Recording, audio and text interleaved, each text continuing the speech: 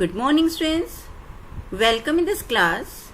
This video is for class 8 subject social science as we are studying about history chapter 6 weavers, iron smelters and factory owners. It is the second lecture of this chapter and in today's lecture we will have a discussion on the following topics. First one, who were the weavers? Second, the decline of Indian textiles. And third one, cotton industries, how cotton industries came or set up in India. Yes friends, as we are studying about the two main industries of India under British rule, these were cotton textile and iron and steel industries. So as in our previous lecture we have studied that how the Indian textile was very famous in the world market and especially in European market. Indian textile like patola, cheent, bandhana, they were very great in demand in world market. Okay, even the Queen of England, Queen Elizabeth, was also used to wear the clothes made in India. Okay, and earlier that the Britishers or the people of England traders, they purchased the Indian goods with the exchange of gold and silver.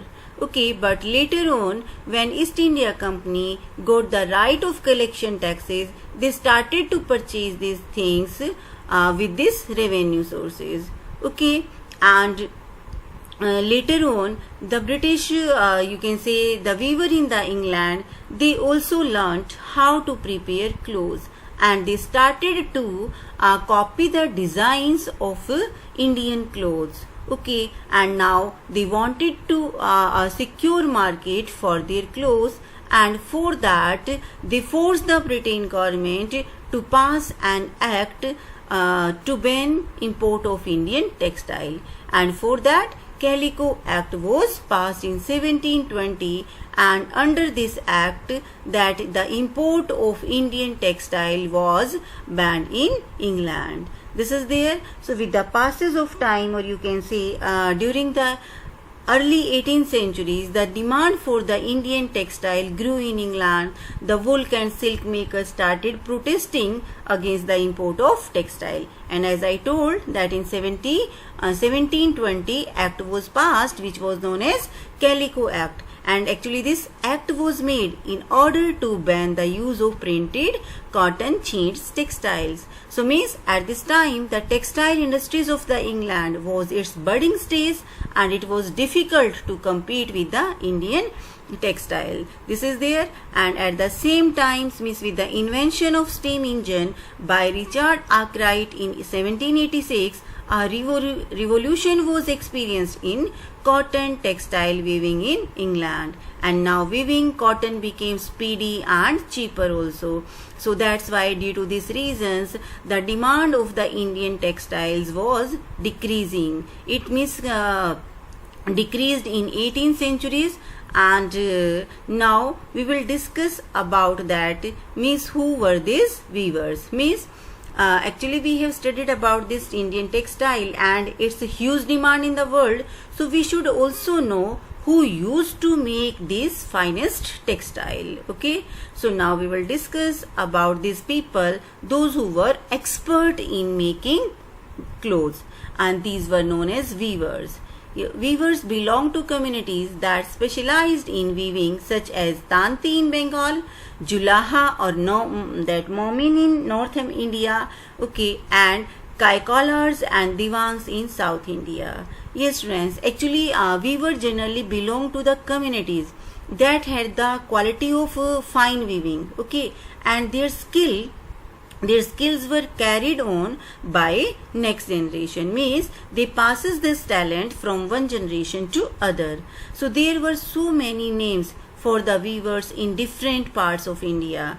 Okay, like they were known as Tanti in Bengal, means the weavers of the Bengal were known as the name of Tanti. Okay, and Julaha, okay, or Momin, that they are known as in North India. Got it? Okay, and in South India they were given the name Kaikolar and Devangs. So students, you must know about the names of these weavers. Means they were known as by different name in different parts of India. So in Bengal they were known as Tanti. In North India means Punjab, Haryana, they were known as Julaha.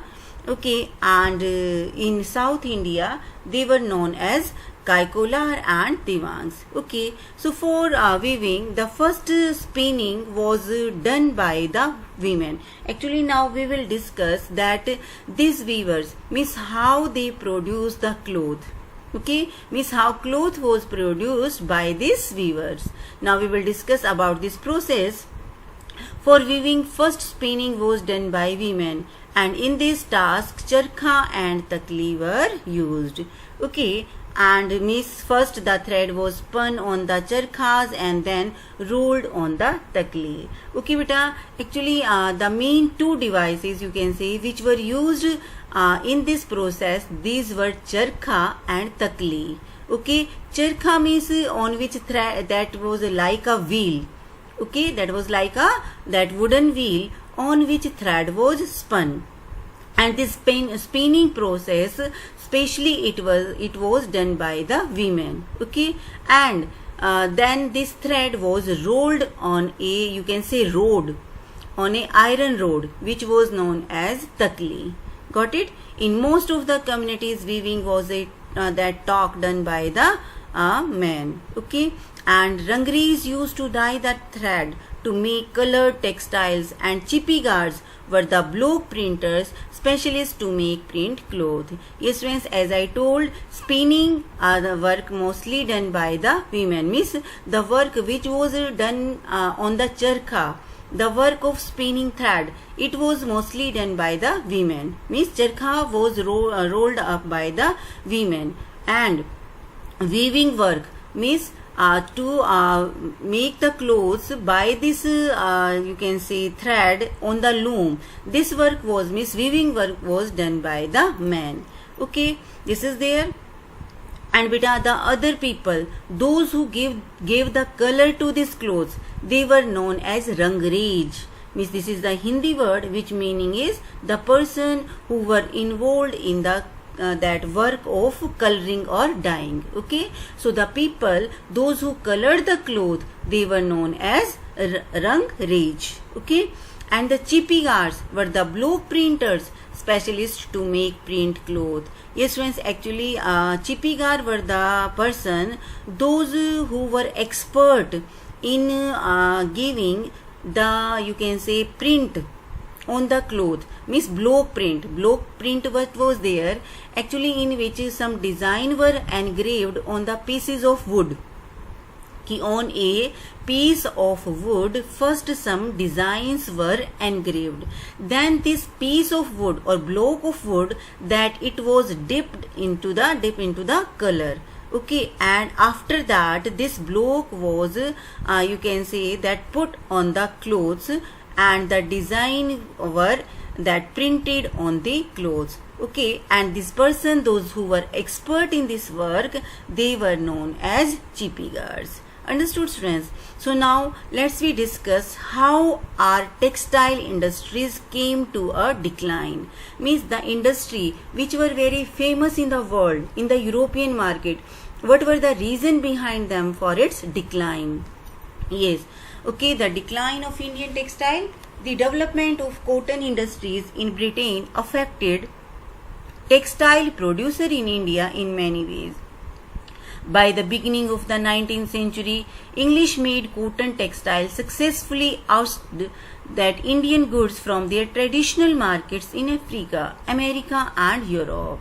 Actually, what happened, students? Many reasons were there for the decline of Indian textile, in which one was there, actually means the growth and the development of the British industries affected Indian textile producer in several ways, in which first was there, first thing that there was a tough competition between Indian textile and the British textile in American and European market. Means now the British also you can say knew the techniques of weaving clothes. Now they were also expert in making clothes. So now earlier that there were no competitors of the Indian weavers, but now they had to face, or they means there was a tough competition between Indian textile and the British textile.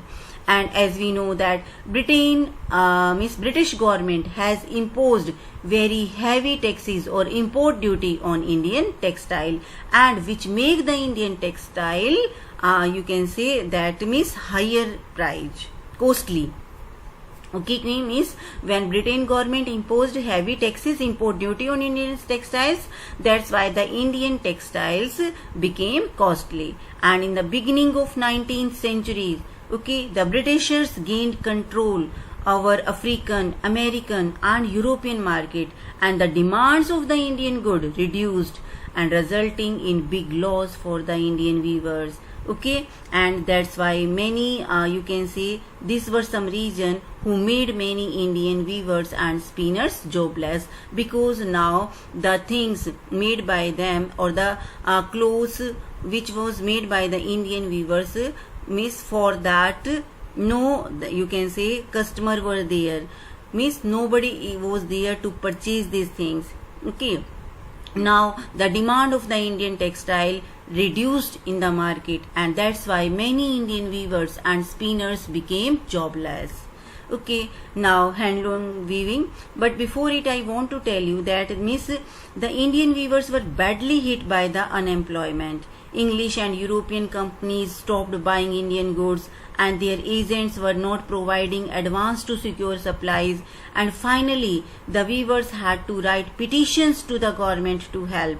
Okay, and the situation got worse when in 1830 the British cotton overtook the Indian market, as there was huge inflow of the cotton from Britain. Okay, so means, but after that handloom weaving still existed for some reason.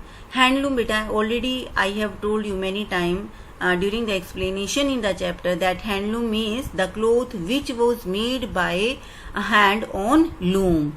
Okay, so this handloom weaving means the cloth which was made by a hand, not by machines.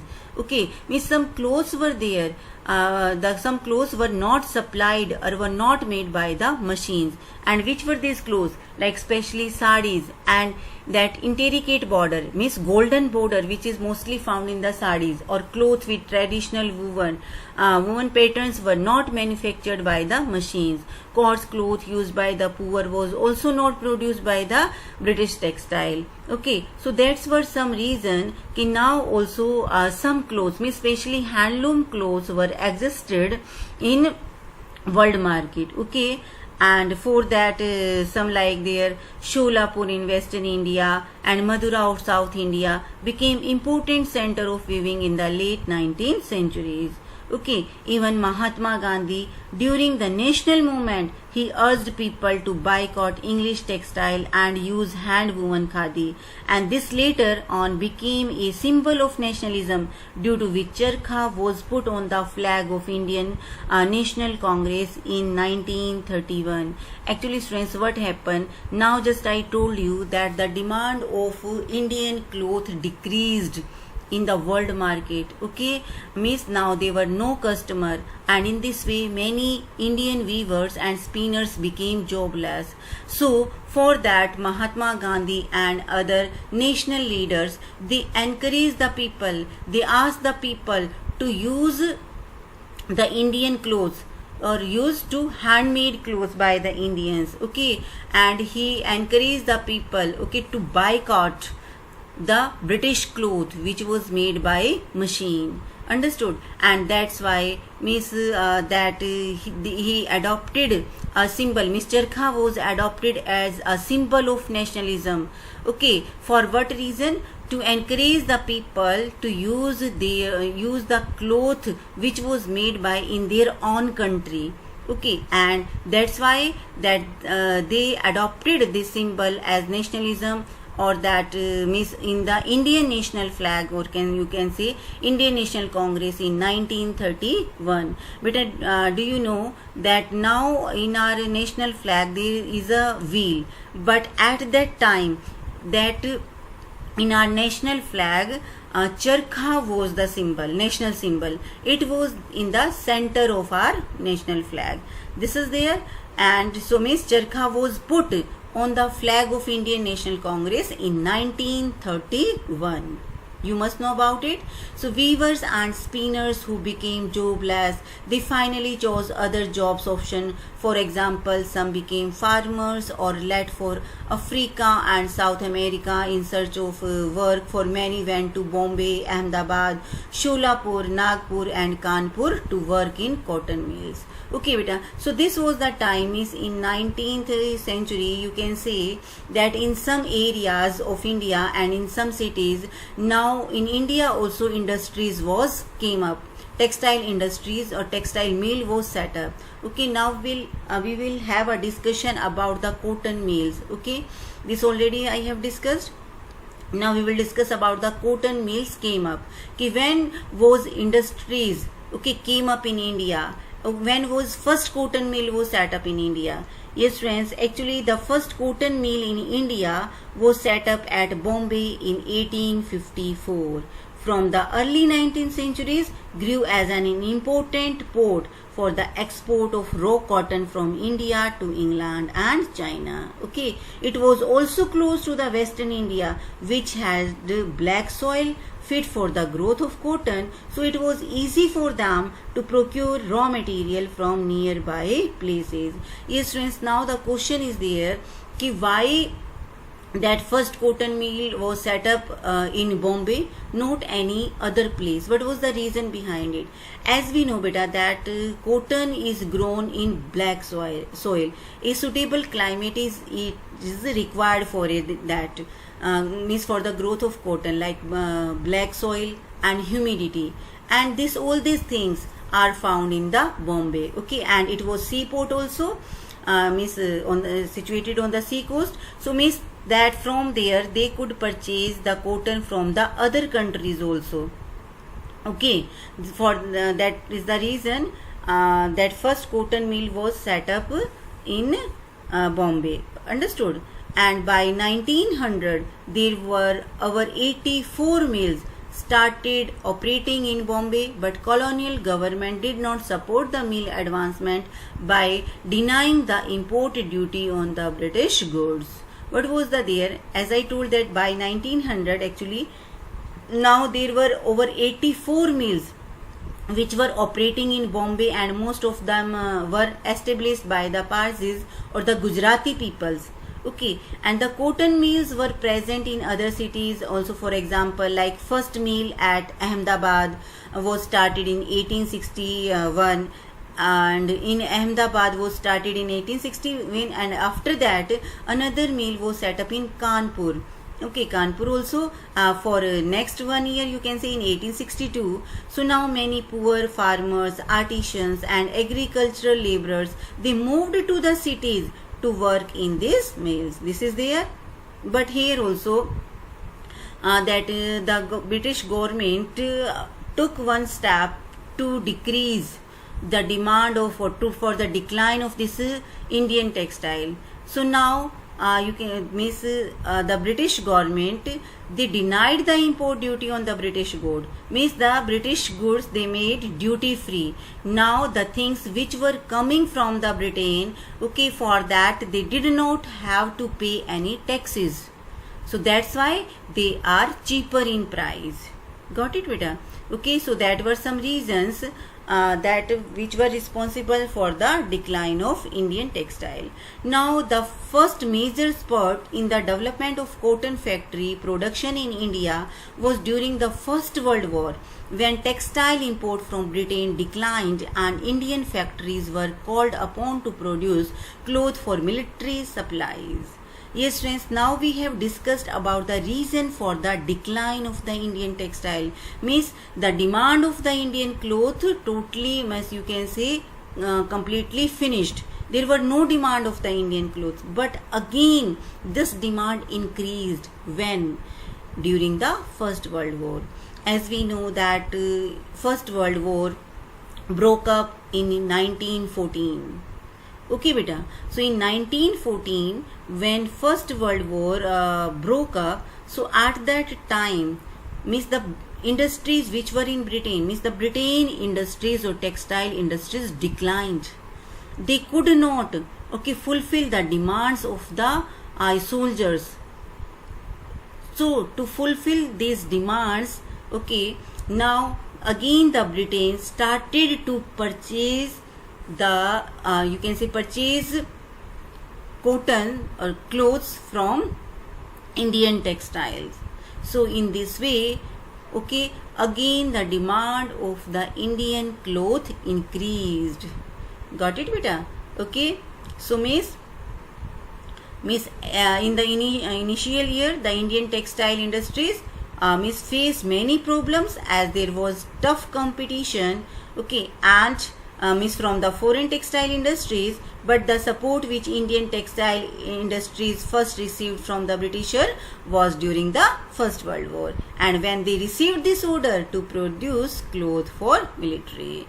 Understood? So in this way we have discussed that in the starting that how the Indian cloth was that great in demand, was very famous in the world market, and after that we studied that how the Indian textile declined. Okay, and again once that the demand of the Indian cloth increased when? At the time of First World War. Okay, to fulfill the needs or demands of the military or supplies or the clothes of the soldiers. So understood, students? Yes. Now beta, in this way our today's topic is completed. In tomorrow that lecture we will discuss about the iron and steel industries. First we have studied about the textile industries. Okay, so in our next lecture we will discuss about the second industries, iron and steel industries. Got it? Now note down your homework, in which first question is there: when and where was the first cotton mill set up in India? Okay. Second, how did the European trading companies purchase cotton and silk textile in India? Already we have discussed, I told you that in the starting European trading company purchased cotton and textile with the exchange of silver and gold. What did Mahatma Gandhi urge people during national movement? Yes, Mahatma Gandhi urged people to use Indian making clothes, means use the clothes which is made in their own country in place of the British cloth. How did Indian cotton factories prove to be helpful during the First World War? Yes, as we discussed now that the demands of the Indian cotton clothes which were made in the Indian factories, okay, again means once their demand was increased during the First World War, because now the Britain that means they demanded the Indian clothes to fulfill the needs of the soldiers. Got it? How did the development of cotton industries in Britain affect the textile production in India? So beta, this is your homework. The answer of these questions you have to write in your field notebook, and after that you have to submit it to me on my email ID. Now we will have a discussion on the homework solution. Okay, so yesterday some question answer were given to you, in which the first question is there: what kinds of cloth had a large market in Europe? Yes, students, cotton and silk cloth, already we have discussed about it. Cotton and silk had a large market in Europe. Different varieties of Indian textile were sold in European market, in which cheet, khasa, bandhana, jamdani, they were very popular or famous in the world market. Indian printed cloth, printed textile were also famous in England for their that exquisite floral design, fine textures and inexpensiveness. Okay, means for their good design, fine quality, and they were cheap in price also. Next question, what is bandhana? Bandhana are any brightly colored and printed scarf for the neck or head. Originally the term derived from the word bandhana, Hindi for tying, and refer to a variety of brightly colored cloth produced through a method of tying and dyeing. Yes, how do the name of different textile tell us about their histories? The different textile like muslin, cheat, calico, bandhana have a history to their names. Already we have discussed, like muslin, the cloth was named after the European trader who saw 5 types of cotton textile carried by the Arab trader in Mosul, and they named all woven textile as muslin after that. So beta muslin name was given for that woolen textile, and calico name was given for the cotton clothes. Second was their cheat. This name is derived from a Hindi name called cheat, which is a small piece of cloth with floral design. Calico, Portuguese came to Calicut first in search of spices, and however the cotton textile they took back from Calicut to Spain was called calico. Why were the printed Indian cotton textile popular in India? Yes, there was craze for printed Indian cotton textile in England and Europe, mainly for their exquisite floral design, fine textures and relative cheapness.